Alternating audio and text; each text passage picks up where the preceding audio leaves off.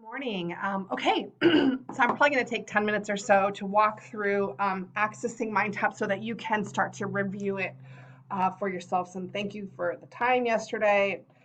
At any rate, okay, this is the Instructor Resource Center, and I've set you up with an account. Your username is your email address, and the password is welcome1 with a capital W. I will send those details I have in the email. Um, I've loaded both books for you, so you can toggle between the books right here. So there's the Wong book, and then there's that, whoops, that other book here. Any books that you wanted to access resources for, you just add those to this search bar here, and they would load up to your bookshelf here. So I will create a MindTap course with this one. You can create one with the other, and it's so easy because like I said, it pre-populates. So what I'm going to do is say create a course, create a new course, and these can also be copied from term to term, just like you did before. I'm going to just say demo French 1. Students get the 2 weeks of free access with this, just like they did with iLearn, except we're able to actually manipulate that date, the access date, the grace period. So with my iLearn, it was set. This one we have control over, so we can, if students need more time, we can keep it open for a couple weeks or a week or so beyond the grace period. So I've entered all that information here, and all I say is create a course. And again, the course will pre-populate with a ton of content for which I would customize from there. Here's the course instructions. This page comes up the first time you create the course. You can link it, like I mentioned, through Canvas, Blackboard, if you want to. If not, students would use these instructions here. They'd use this URL here to take them right into their dashboard, where they would have the option for Cengage Unlimited, etc., or purchasing on its own. And I have the prices listed in that email for you as well. But I'm now going to go back to my Instructor Resource Center, where then I would find the course I just created. If I created multiple courses, I would see managed courses, and I would see all of my courses here where I could edit the name of the course, the start and end date, etc. But I'm going to go into my course right here, which I could do from that page or that home page where you saw the link. I just have to agree to all these terms once. The student version looks the same as the instructor version, except that you have the ability to customize. So there isn't necessarily a student view because students are seeing what you're seeing. This stuff's going to load up once. I'm going to skip my tour. Now, the way that MindTap is laid out is we have what we call a learning path right here, where it's just a linear formation of the chapters. This is an at-a-glance grade book right here, where you would easily, as students receive grades, you would kind of see where they trend. You could hover over their names to see who that student is, etc. I prefer to have this hidden because I actually have that progress app here, and the progress app will pull up all kinds of great analytics, your traditional grade book, etc. So I like to expand this here, and if you'd like to do the same, what you would do is click on your name, go to course settings, dashboard, and enable performance dashboard. I get that off. So if you like that on, if you like that at a glance, just go back there to the course settings and click that back on. But I think that this is a cleaner look for this, especially for the purposes of the demo. So I'm not a French expert by any means, so I'm not going to try to pronounce anything. I think I did Spanish most of the time in college. But at any rate, I'm going to walk you through the way the learning path looks. So I can expand anything. And as you see, there's lots of activities per chapter. And that shouldn't be daunting because a lot of the activities are small, whereas they might take the student 30 seconds. What we've done that's a little different than iLearn is we've really compartmentalized this to smaller chunks, more manageable chunks, so students feel successful with small chunks in languages. So for instance, if I expand anything, and again, I can edit anything once I turn my edit tab on, but I want you to see the way it looks first. So if I expand anything here, then I'm going to have, students are going to expect to find a very similar mapping of every chapter. So the way we've done it, and you'll see this in the first couple of pages in the book, which explain it a little bit more, but we've compartmentalized it into 5 parts. So we have ready exercises, which are kind of very small stakes. If I click in, I'll show you what I mean. Where we're just going to present them with a very small stakes exercise that might be worth 2 points, something again that you can also correct. It's going to give you the explanation of the activity so I understand what I'm doing. And I have my prompt on this side here, and I'll say try it. Then I'm able to, and it's credit only, but I have unlimited chances. So I can only get the full credit if I get 100. So the idea is for students to complete these small exercises here where they would go and again from the prompt here and submit. I'm not able to submit till I get all of these correct because again, this is a very, very simple, just ready exercise. We want students to take this small chunk and be successful. So that's the ready exercise. Again, it's with 1.3 minutes is all the estimation it would take. But if I expand here, I'm going to see more readies. But then I have learn it where it's a little bit, this one will take maybe 5 minutes where again, I'm going to step into the next kind of segment of learning. So again, it's going to tell me what to do. And now I have my prompt here and I'm going to try it. And then this is just going to be a little bit higher stakes. But again, credit only because we want students to successfully just complete this. And they won't get the credit until all those are correct, those answers. So we have the ready, learn it. Then we have practice it. And the practice it mode is worth now a little bit more points. But what we do is we have the prompt on this side and it's a little bit hidden. So where they can practice what they've learned from the two other prompts, but if they need to review one of those other prompts, they can go back and review it. Again, a little bit higher stakes, but this one they only have 3 attempts. So they can go through and they can choose what they want as their answers, tap or drop. Oh, I'm not doing it right somehow. Oh, they're down here. That's why I have to drop these down. And I would submit. They're telling me, do I want to submit? Yes, I submit. And I have only 2 attempts left here, but I've gotten 0 points. So the 3 attempts. So again, they have to be a little bit more focused on what they're doing so that they can get full points because they just have the 3 times. So we have the ready, learn it, practice it.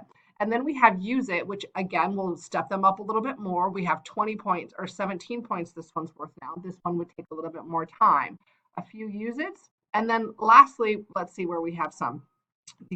We have got it. And again, this would then be more of a comprehensive, okay, I've got the concept of whatever chapter I'm in, the language, whatever I'm learning. So we move this into a ready, learn it, practice it, use it, got it, and it goes from small to larger so that students are really just emphasizing the small things, making sure that they understand what they need to do, and then using it and got it in the more comprehensive chapter. So everything is sectioned off into the chapter, and then we have the chapter folders. Anything that you see here is customizable, like I mentioned.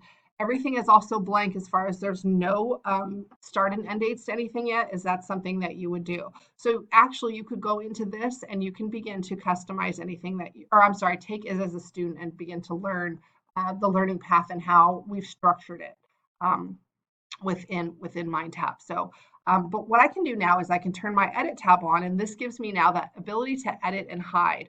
So I can edit things as far as I can click on the individual edit level. I can add to the description there. I can change the location if I want to, but this is where I'd put my start and end dates.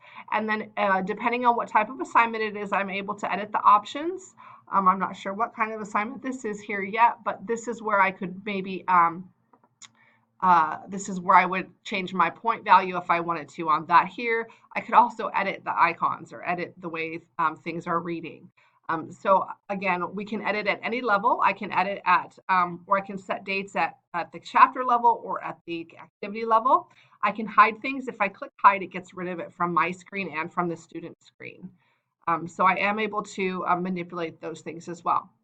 Now, because there are a lot of activities, what I've been seeing most instructors do is they have the ability to batch edit, meaning like dates. So if chapter 1, say I want everything to be available on a certain date and due, if my edit tab's on here, I click here, my batch action comes up, and I'm able to actually edit the settings if I want to. I can batch action, hide things, but I can edit dates. So here I would put that I want everything available because I don't want them to work ahead. So I'm going to make it available on this day here at whatever time I choose, and then all of chapter 1 would be available on this day here. And as I save that, and then it populates here so students have a very clear understanding of when things are due. And if they can't open them up, that would be because that you have made them unavailable to them until a certain date, which means this would all be grayed out. So that's the way the learning path works. Now, what I also always suggest is this is daunting because there are a lot of pieces to it in each chapter. So, but again, the chapters are very uniform, and you'll begin to see which activities you like, which you don't, maybe which you want for a higher or lower point value. So I always suggest that instructors work through a chapter if they want to, and then have us map the rest of the chapters so that they are similar to the work that you've done in the first.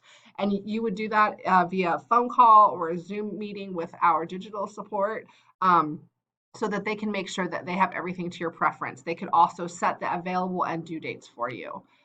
Um, so again, this is how that learning path works. Anywhere that you do see this little edit tab, you can also edit in the unit, or you can hide the unit. So if there's units you don't use, you can actually get rid of them altogether.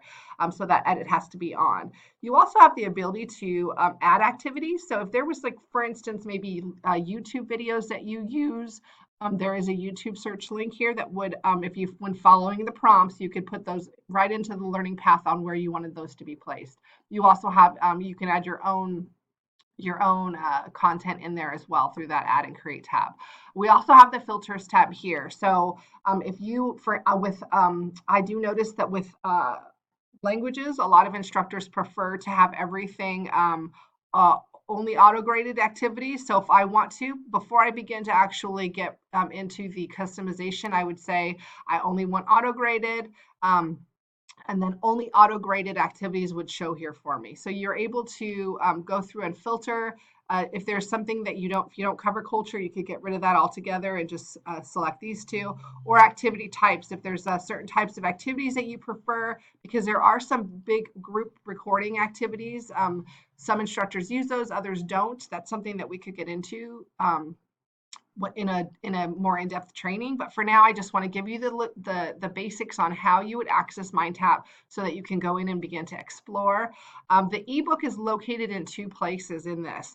It's on this side here where students can see the traditional version, or on the bottom here, if I expand, we've actually not added it into the learning path. Where is my ebook? Let's see, maybe it comes on with my edit tab. Oh, okay, the ebook's right here. Maybe that my ebook's not loading right there. I might have a pop-up blocker on, but students can access the full ebook right here. As soon as that comes up, again, I think my pop-up blocker's on, so this isn't, there we go. Students can search by a keyword, page number, etc. They can explore chapters this way as well. On the right side of the page, we have what we call MindTap apps. Students actually can access MindTap through a MindTap World Languages mobile app. So all these are functional through that mobile app. They can take notes and highlights within the system, which flows into Evernote if they use that. They have a glossary, a school portfolio they can begin to build here, flashcards as well, where they would find all of the given terms per chapter. So I can go into any chapter. I can find the terms. I can create cards, shuffle cards, etc. I can even print those. And then we have the progress app on this side here. So again, something that a couple other things. This is the learning path view, which is what I showed you. Students also have this calendar view here. So as you were to populate activity dates or start and end dates, those would come up here. So for instance, on that chapter 2, I moved everything into a due date for a certain, so they'll see everything that's due in that given week. And actually they see this unlock here. So again, all these point values are customizable. If you don't want something to count towards a grade, but you want to label it as practice, you can do that as well. So lots of customization ability. So I am at 14 minutes. I'm going to let you go with this, but I want to just give you, that the ability to go in and start to review. If you want to create a demo for the other book, just toggle here, go to that one there, and then go to create a course and follow the prompts, and you'll see the same thing that I just did within the other title. So okay, let's get started with that. And if you have any questions, let me know. But I think this is going to be the best option for spring. And I know it's a crunch, but I think with students and just kind of the flow of the first class and second class and then next fall, I think this is ideal and that the pricing is better as well. So let me know what you think, and I will talk to you soon.